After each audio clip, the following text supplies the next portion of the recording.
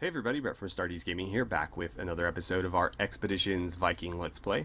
So in the last episode, we were able to rescue the King of the Gales and return him to his homestead, or what was left of it, and his daughter, the princess, who we then escorted back to Perth to be married to the King, Constantine's son, to form an alliance, a formal alliance between the two kingdoms. And we were rewarded with lots and lots of riches, like 3,000 valuables and some other stuff, and were invited to attend the wedding as honored guests. And during the wedding, the proceedings were interrupted by a Viking attack, and so we are being sent to go deal with the Vikings, Viking on Viking. We are facing Skaki once again with the remainder of his men. And so this could be an interesting fight. I don't know if it's going to be more difficult than it was last time we faced him, which it wasn't at all. But we'll certainly find out. So let's head on out to the battlefield. Alright, so let's head down here and go defend Perth. Where are these guys? Oh, they're right here. Okay, it looks like we're going to be fighting between these two buildings. Frankly, I don't mind the choke point necessarily, but I'd like more cover. Maybe this, that will probably be I'm not sure, let's just fight. Well, if it isn't my old friend, the Thane of Skjern. We didn't talk when you attacked me on the west coast. I'm glad to have another opportunity. Just what do you actually hope to accomplish by attacking this wedding? I'm just here to cause as much trouble for you as I can, Hakon. From the look on your face, it seems I've managed. You slipped away like an eel last time I beat you. This time you won't get so lucky. He laughs utterly without mirth or charm. You caught me by surprise that time, I'll admit. But this time it's a fair fight, and this time I'll win.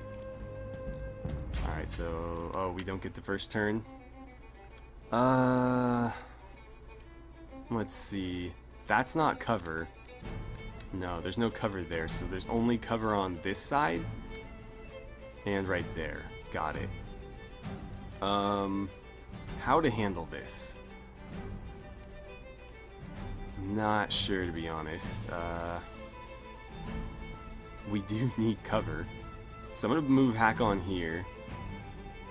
Let's see. Nefia. I'm going to have you get behind that one. And then if I can get you... Who is that? Gunnar? I'll put Gunnar here. And then Asleif.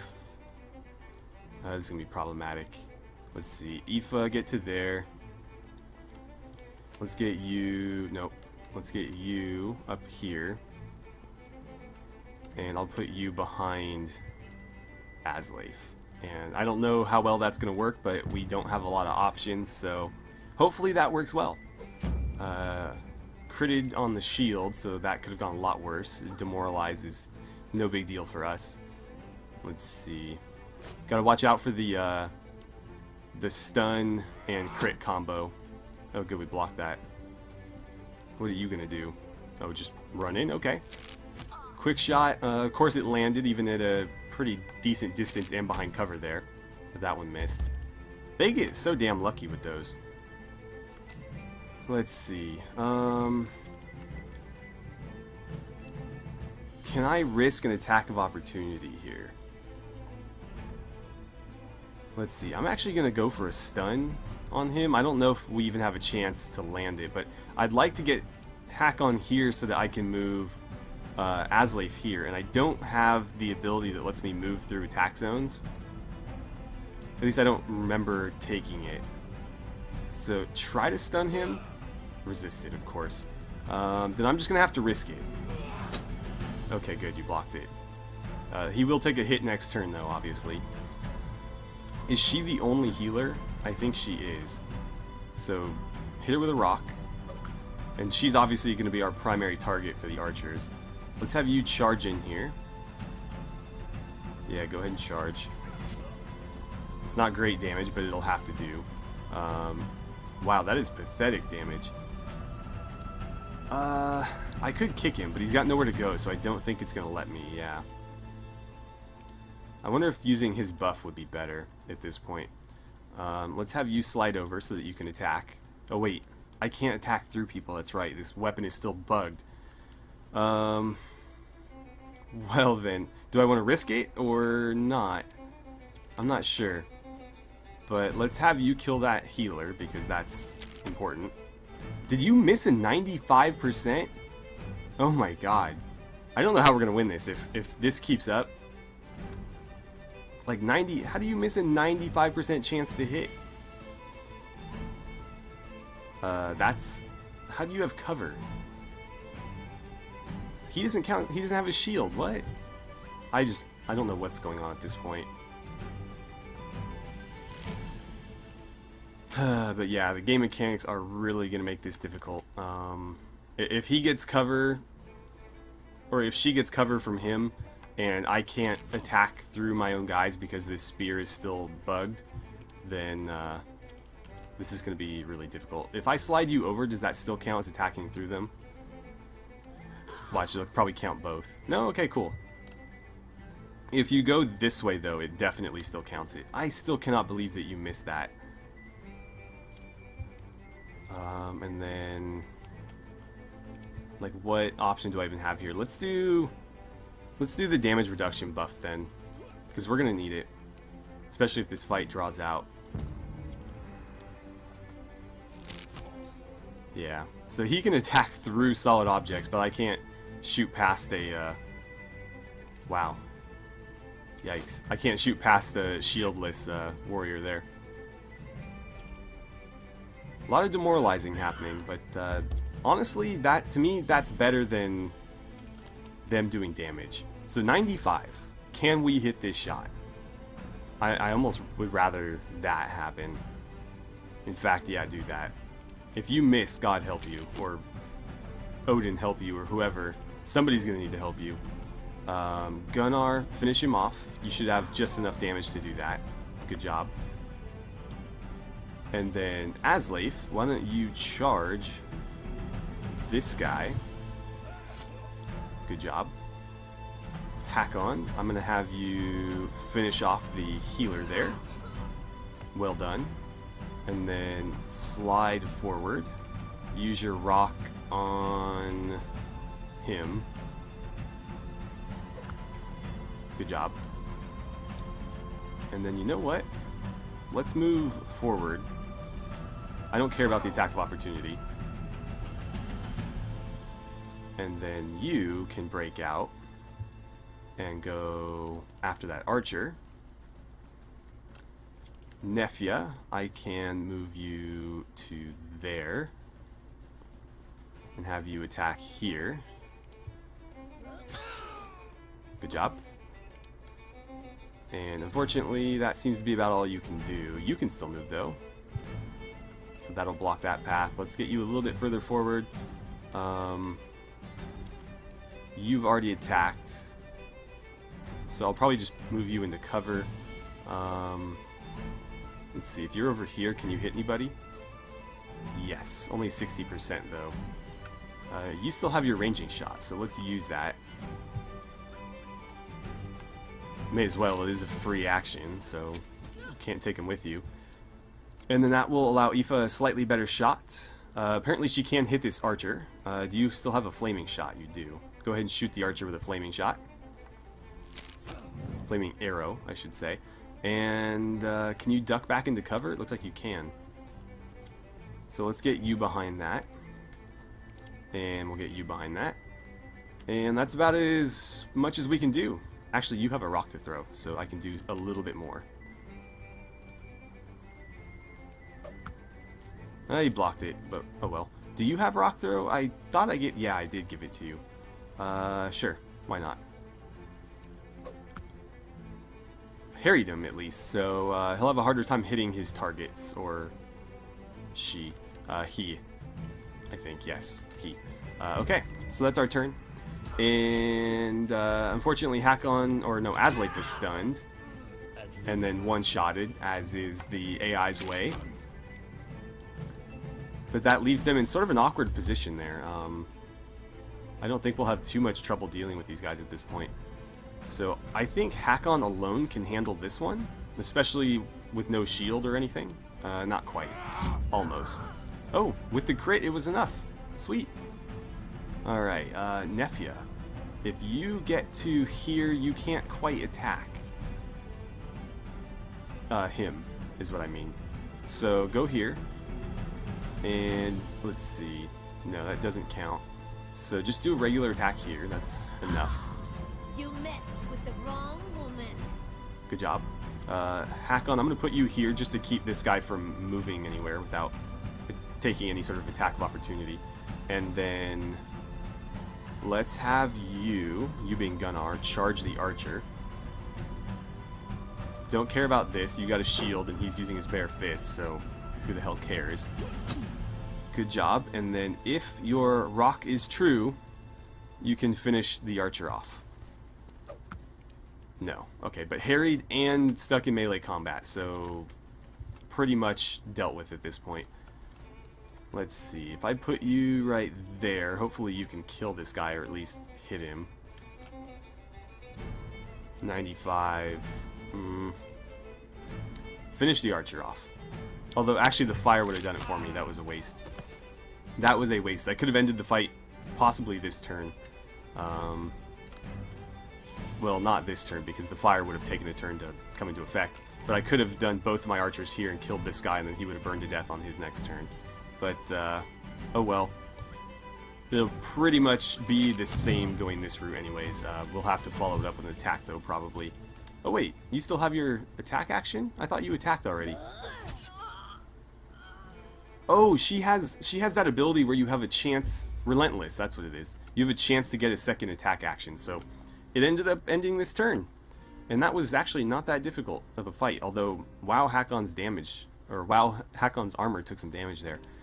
No injuries though, nobody went down, although... Oh wait, Asleif did. He just didn't get hurt. That's right.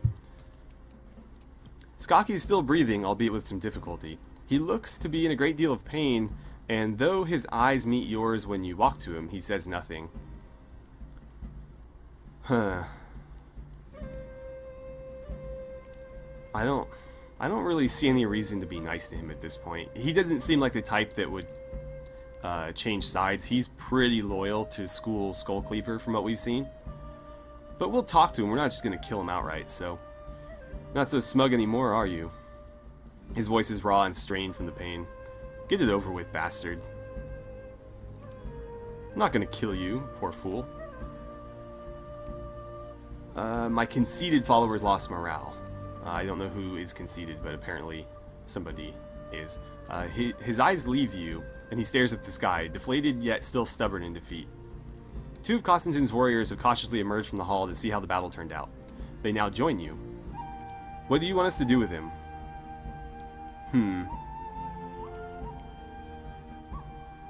Take him away and lock him up. Let Constantine pass judgment on him. The two warriors nod. One man takes Skaki's arms, the other his legs, and together they carry him off to a nearby hut. Alright, so we'll return to the hall to make sure everybody's safe after we, of course, loot all the corpses.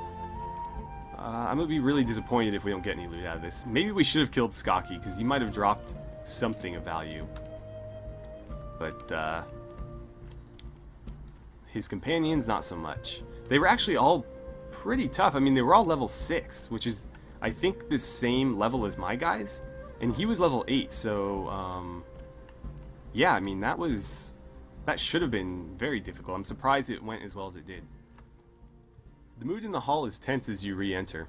Is it over? Are we safe? I mean, maybe we should ham it up so we get paid more. They nearly killed us out there, but we got them. It's safe. All tension in the hall is immediately transformed to relief and happiness. Grain slaps you affectionately on the arm. It sounded like a bloody rough fight out there. I thank you for handling it for us. So everybody likes us a bunch. We got a bunch of skill points for that. The two kings embrace each other, then their children, then the priest, who looks a little taken aback by the sudden lapse of formalities. Once again, you save the day, Hakon. This is the second time you saved my life and my daughter's life as well. I'll never be able to repay you and your warriors. When this is over, I will shower you in gold. Vengala jabs her father with an elbow. Speaking of which, shall we get on with the ceremony, please? I'm anxious to be married before the next interruption.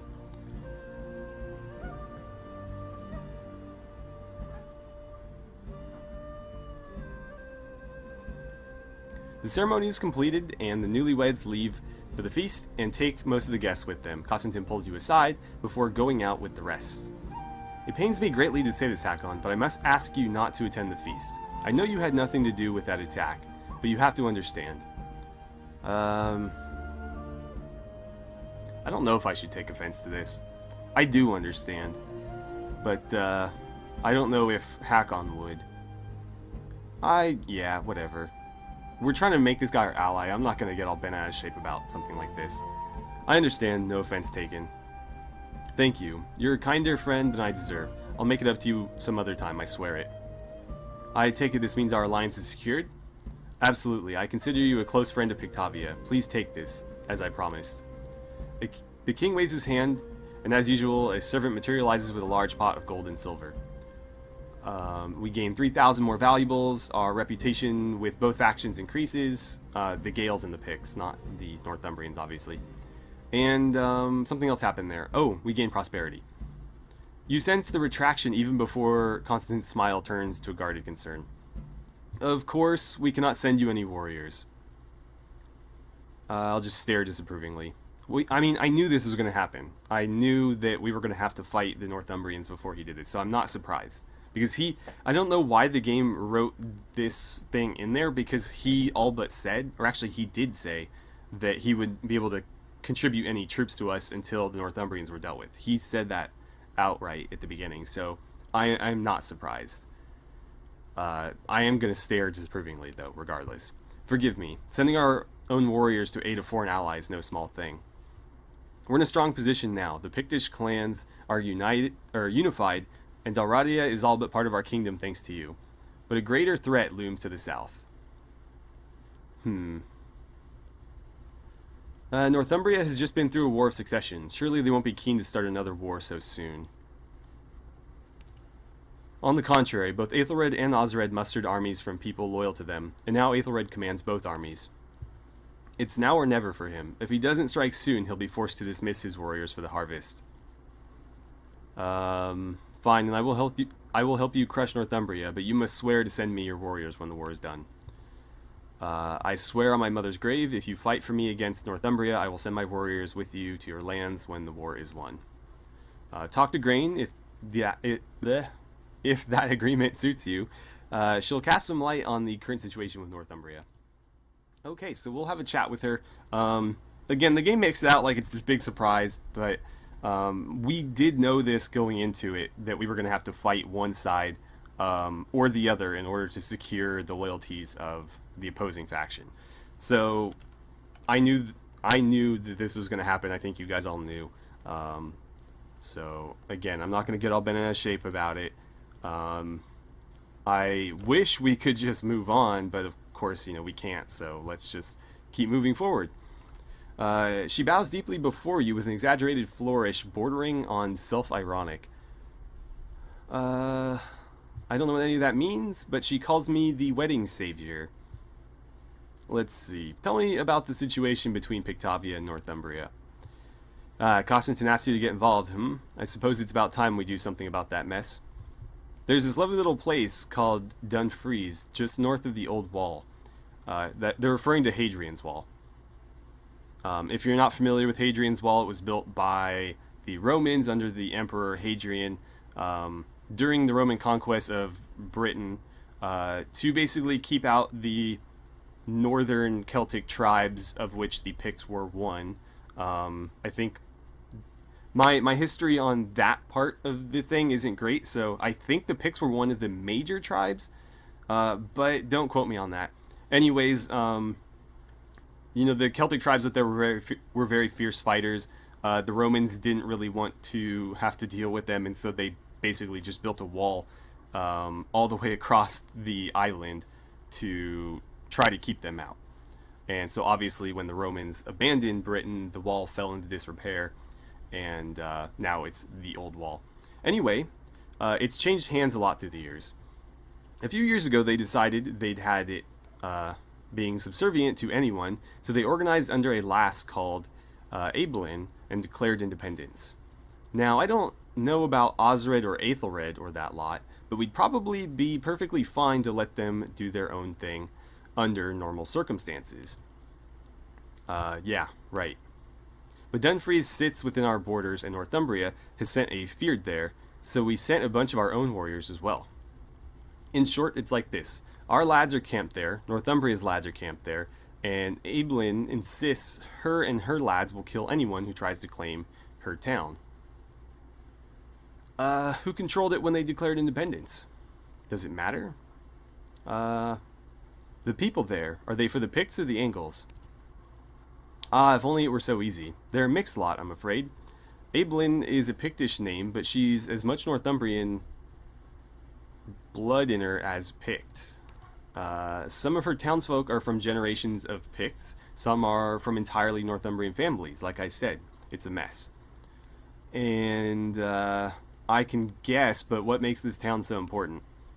Only that we want it, and they want it, and Aeblin is being stubborn as a goat about it. It's one of the older conflicts we have with Northumbria, so it's a good place to kick off the war. So what do you want me to do about it? Go to Dunfreeze and find our man, Magnus Maccertain, okay? Tell him Costington has sent you to break the stalemate. He'll have heard of you. Certainly. Don't use that joke. He's heard it before. Oh, it didn't even register. I was thinking of a joke on his name, and then I got caught up in the dialogue and completely missed it. Yeah, I won't use that joke in front of him. Alright, well, I believe that is all we have time for today, so we're going to end the episode here, but in the next episode we'll head to Dunfreeze, where we are going to talk to this guy and see about ending the stalemate. I'm almost tempted to maybe return home briefly first. We have a lot of valuables that I'd like to deliver safely into our mother's hands so that she can upgrade our prosperity. We also have that cure for Nephia's sister that we haven't delivered yet. Or have we? I honestly don't remember. Let's see. No, we haven't. So we still need to return with the new cure. This is like the final cure. We've cured her before, but this one is supposed to be like the one that actually does it. Let's see. We have no idea what happened here. This one didn't really give us any sort of direction, so it's kind of hard to say where else to go with this one, but we need to return home to deliver that cure. We're not going to deal with Sigga because he works for Aethelred, and we're about to make enemies of them. And this is the quest that we just got. So we need to meet Magnus, resolve the stalemate, and we also have the option to talk to Leofric, who is the Northumbrian Master at Arms or whatever. I don't remember what his title is at this point. But we have the option of talking to either one, basically for the Picts here or for the Northumbrians here. We are going to stick with the Picts, though. I think that they were more honest with us, and again, I mentioned in the last episode, I just think that they're a better ally for a bunch of pagan Vikings like us. So anyways, thank you guys so much for watching. I had a great time playing some Expeditions Viking with you, and I look forward to seeing you guys back here for the next episode.